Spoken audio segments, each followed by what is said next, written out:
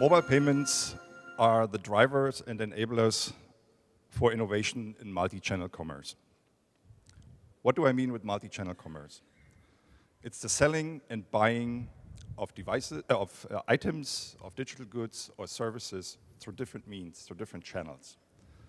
The classical way of multi-channel commerce is as such, everybody knows. It's storefronts, it's catalogs, everybody knows Otto and Quelle, at least here in Germany. And it was augmented later on by home shopping over the TV. And also over the last 10 years, we all enjoyed the advantages of online shopping. Now, with the advent of mobile technology, we're adding new channels to the mix. Multi-channel 2.0. First of all, there is the classical or the straightforward mobile channel. It's buying items through a mobile device. Second of all, it's the possibility to include out-of-home media. Posters and displays become less and less an advertising item, but more and more an interaction and actually a sales item. So it becomes a sales channel to go out and through the city and interact actually with the buyer and purchaser.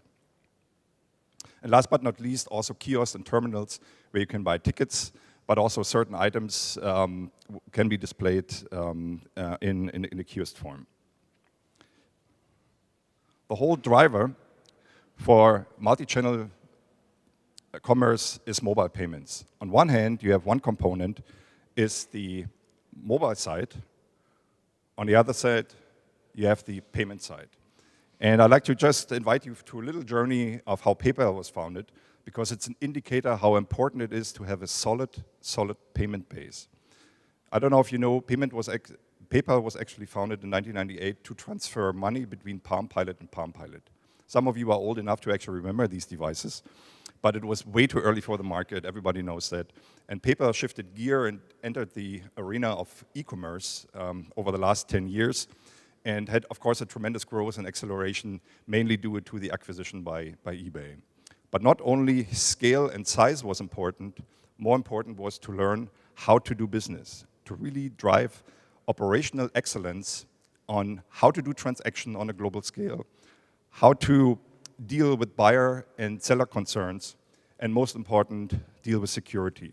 Today, about 3,500 people within PayPal, of the 9,500 we have, are dealing in some form or shape with risk and security. It's a very, very critical piece. All of this culminated in 2007, when in Europe, PayPal became a bank. So we're regulated as a financial institution, coming out of the online world and really have a solid foundation to now move into the mobile space, coming back to our own DNA, original DNA, but have a much more tremendous solid foundation to really work on a global scale and become a driver in innovation. The second piece, as I mentioned, is the mobile piece. Today, we cannot only talk about mobile communication, we have to talk about SoloMo. It's social, local, and mobile. And there's no distinction between these technologies anymore because they're all combined in a mobile device. Be it an iPhone or an Android device or any form of tablet, we have a significant critical mass today onto which we can really build new forms of revenue, new forms of commerce. All of this combined with social networking, 65% of all traffic registered on the social network actually comes from mobile devices, so there's almost no distinction anymore. And mobile in itself has the notion of location and location dependence, or knowing where one is and proximity of where one is. All of this combined really becomes the foundation of a technology and an innovation conglomerate onto which to build. Interesting enough, if you talk about the context of commerce, we see new technologies moving in. One is mobile couponing. It's the ability to redeem rebates or discounts through a mobile device, make it very easy to move. And then last but not least, what I would call translation technologies, technologies which translate between the real world on one hand and the mobile world on the other hand. All of you registered here with QR codes, so you're very, very familiar with what I'm talking about, and it is barcodes, it's QR codes, it's image recognition taking a picture of a certain item, which is then being recognized and displayed. In the concern of time here, I'd like to just say a couple of words to NFC. NFC is a technology which we welcome very much because when it is being introduced in the market, it will have a significant driving impact. However, over the next 12 months, we expect just a few phones coming out and a number of very interesting pilots to really display what is possible with NFC, but it will not have a revenue impact within the next 12 months. I'd like to actually show you some innovative approaches, not so much from a technology point of view, but more or less from a business point of view. And all of these you will see in the next 12 months being introduced. So it's very real, it's very easy to understand. And the first one is window shopping. It's the ability to shop through a storefront window outside of office hours. Very important, or opening hours, very important for Germany to drive revenue without having actually people in the store. And in that particular case now, it's actually a QR code, but the possibility to take pictures of certain items displayed and being transferred to a mobile website and being able to actually drive an acquisition and the purchase creates revenue for the merchant and for the buyer and flexibility to go shopping outside of office hours.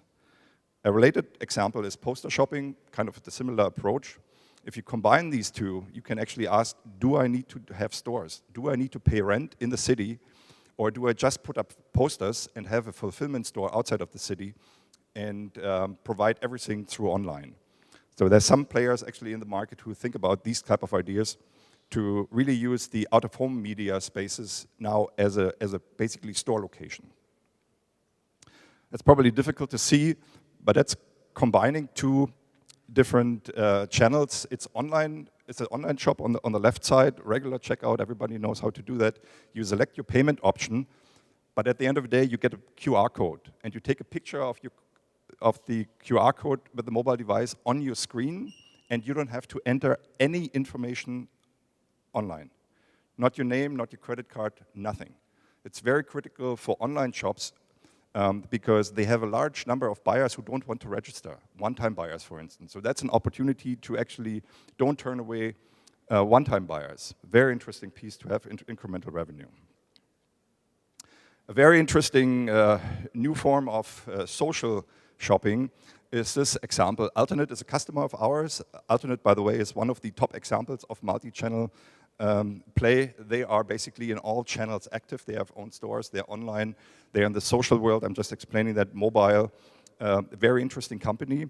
And that's a possibility to purchase items from Alternate through Facebook. And Alternate collaborated here with a very cool startup from Stuttgart called Sellaround, who creates a technology where you basically click next to the like button is the purchase button, and a widget comes up, which is basically your basket, your shopping basket, and you can actually do a transaction, and you can buy things out of the Facebook website without actually having a store or actually going to an online store. Very interesting, and we will see more of that coming up in the future. Last but not least, point of sale. For us as a mobile and online payment provider is coming back to the real world. We will see what happens in the next year or two in that space. Our approach is twofold. One is to actually have an alternative to credit cards or to the Euro card, or have it bypass the cashier at all in the storefront and scan your items yourself, do your own checkout, and basically just confirm at the end of the day that you purchase and you can leave the store. Very interesting, for instance, for IKEA people, it saves time and quality of life. So I just wanted to show you some ideas and visions to spark some communication. None of this is happening actually without partners and networks. Again, technology is cool, but at the end of the day, it's how we work together and bring this whole thing forward. And this is a very great example to network and to mingle, and I'm looking forward to more engagement with all of you to really drive innovation. Thank you very much.